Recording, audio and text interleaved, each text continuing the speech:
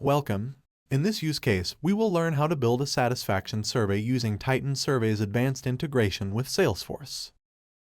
We will learn how to use varying question types including drop-downs, survey lists, rating scales, and others. Customize question elements and use conditions to control how they are displayed. Map questions with Salesforce. Set up question flow. Distribute the survey using automation. Let's start. John is an independent Salesforce integrator responsible for developing and managing JFS Sports Center's CRM. The JFS marketing department has asked him to develop a new satisfaction survey and integrate it with the data stored on Salesforce. The aim of the new survey will be to increase the likelihood for subscription renewal by detecting and advance dissatisfied customers. To meet this goal, the survey will be sent to all customers 3 months prior to the end of their subscription. John selects Titan Survey because of its agility and robust integration with Salesforce. Before starting, the marketing department sends John a digital copy of the survey and a folder with the logo and image to be used. John also made sure that the integration with Salesforce was active.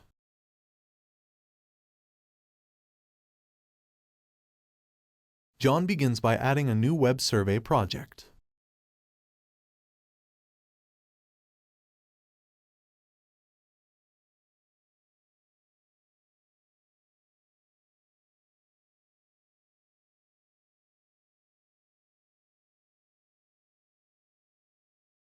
On the Start slide, he adds the title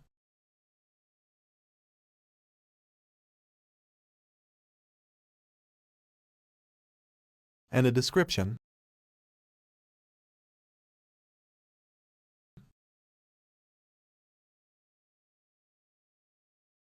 To add a personal touch, he adds the respondent's name to the description. He does this by adding an object field in the advanced mode editor.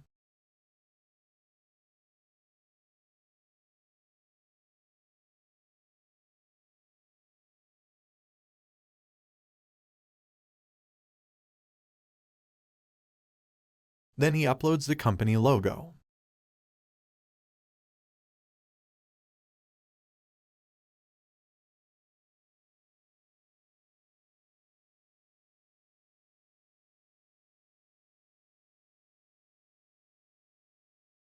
He also adds an image to the slide.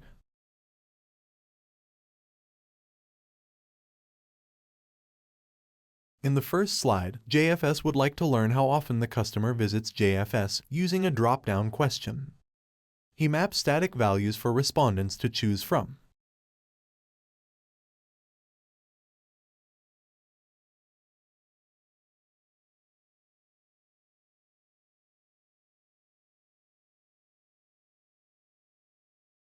Then updates the placeholder text.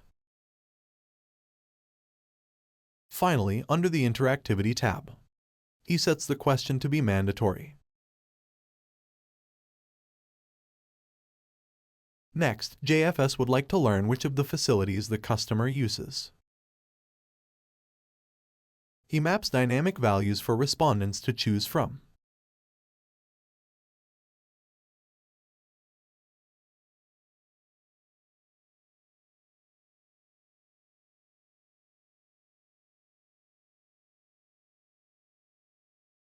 Under the Interactivity tab, he sets the question to be mandatory. And then in the Metadata tab, he adds a tag. In the third slide, JFS are asking customers to rate the overall quality of the facilities.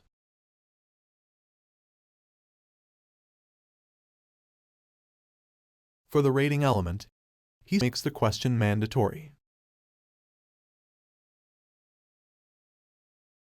and adds a tag in the Metadata tab. If the rating is lower than 5, they would like a more detailed response that will help pinpoint which facilities need their attention. For this, he adds a matrix question to the slide. John maps the question to include all key facilities.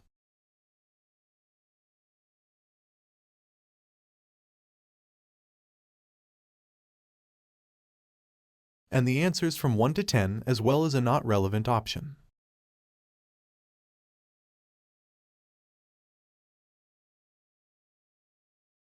Next, in the Conditions tab, he adds the condition that will display the matrix only if the rating in the first question is lower than 5.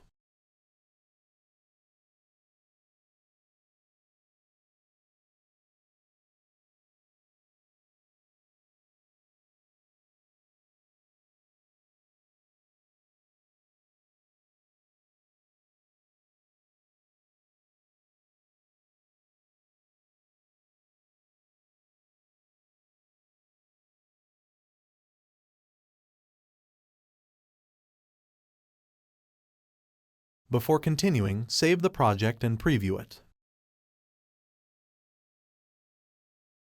As you can see, the matrix question only appears if the rating is below 5. To learn more about conditions, visit the Support Center on our website. In the next question, JFS would like to learn if the customer is satisfied with the availability of the facilities. Because the structure of the question is identical to the previous one, John can clone it. He then only needs to update the title, the metadata tag,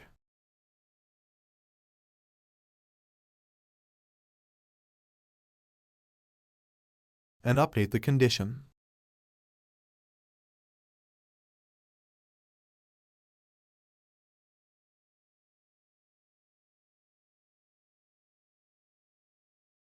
In the last question of the survey, the marketing department would like to enable the respondents to freely express their opinion using a text element.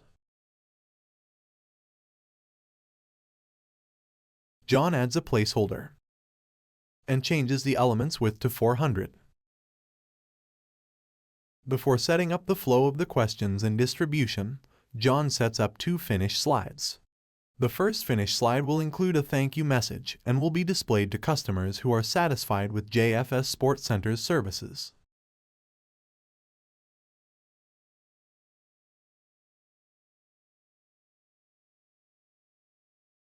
To add a personal touch to the title, he adds the respondent's first name, taken from the object in Salesforce.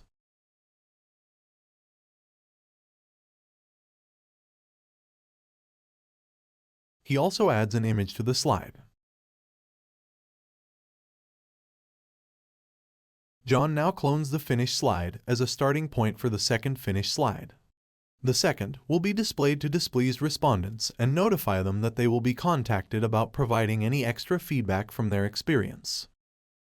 In this slide, John adds a text element and updates the message. Now that the slides are made, John goes back and renames them. In the next step, John customizes the question flow. In the Custom Flow menu, he adds all the slides in their original order until the extra feedback slide. Here, he adds a new condition. If the customer ranked the quality or availability of facilities lower than 5, he will move to the negative finish slide. Other customers will be diverted to the positive finish slide. As always, it is recommended to save and preview in order to make sure everything is set up properly. As we've seen, JFS would like to identify in advance dissatisfied customers and approach them. Now that the survey is ready, it is time to set up the survey follow-up procedure. First, John makes sure the account object and field are set up properly in Salesforce. He created for this purpose a checkbox field and named it At-Risk Account. Then, in the Salesforce Settings tab, he adds a new Salesforce push integration. There are 2 methods that we will go over for following up on a dissatisfied customer. Let's start with the first one, adding a flag to the Account at Risk field. In Object Settings, he selects Survey Taker. And under Action he chooses Find. Then he adds a description to the object. Next, John sets the condition that the record ID should equal the Survey Taker ID and clicks Apply. Now he adds a child to the parent object. he sets the object in Salesforce to contact. And action defined.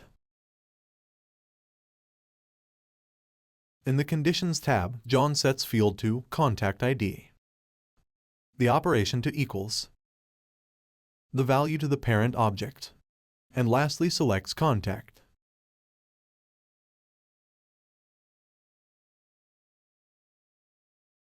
He adds a second child object and selects Account and Update. In the Conditions tab, he sets the field to Account ID, the operation to equals. The value is the first child object. Then selects Account ID. He also maps the at-risk account to the Boolean true element. This is the first push integration option for following up on the dissatisfied customer. Let's move on to the second option, which will be creating a new task for the account owner at JFS. The first steps of this method are identical to our previous integration until the second child object. We can clone the parent and child object and add a new second child object.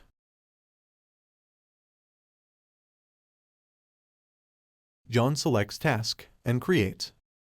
In the Mapping submenu, John maps 3 Salesforce fields related to ID to the element of the first child object and Account ID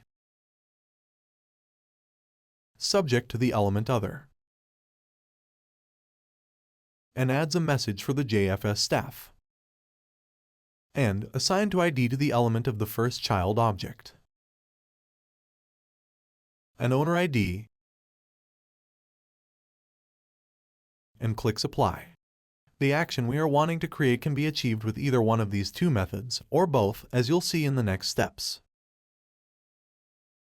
John now needs to configure the After Submit action found in the Survey menu. First, he adds a condition that if the quality or availability of the facilities are rated below 5, a Salesforce action will be triggered. In the Salesforce action, John can choose only one of the 2 push integrations. However, in this case, John decides to use both. Now he can click Apply.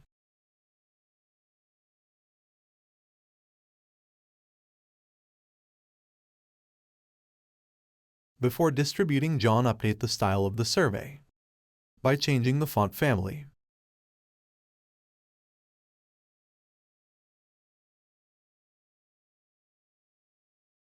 And the colors of the buttons and progress bar to align with the brand.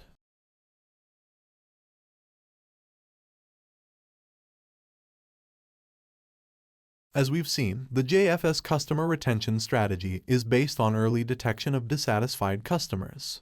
The marketing department has requested that the satisfaction survey will be automatically sent to all customers 3 months prior to the end of their subscription. After considering several alternatives, the automation distribution method is selected. Its implementation will be carried out in both Survey and Salesforce. John begins by setting up the necessary parameters in the survey.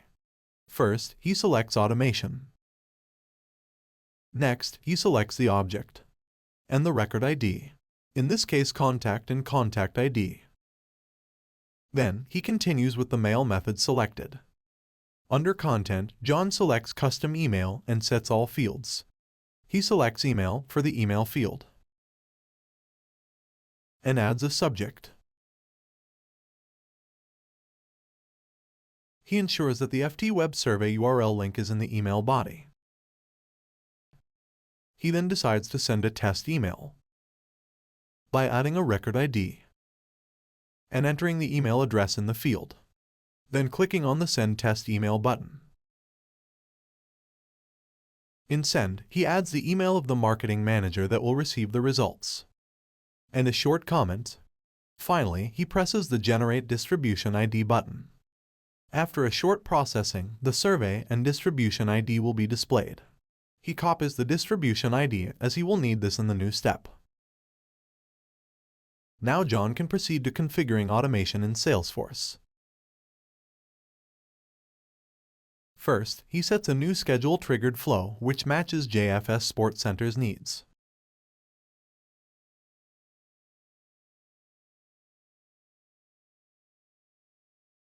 Then he clicks on the plus sign to add an element and selects Action. In the new Action window, John selects the Titan Survey distribution. This you can easily find by typing Apex in the Action field. He adds a label, and the API is updated automatically.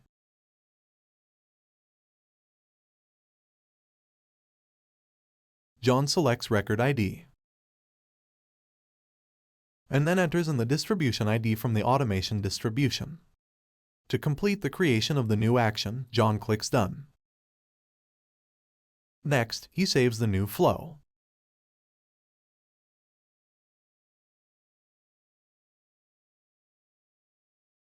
And clicks on Activate. Our flow is now operational, and the survey will automatically be sent to all JFS customers 90 days before their subscription ends.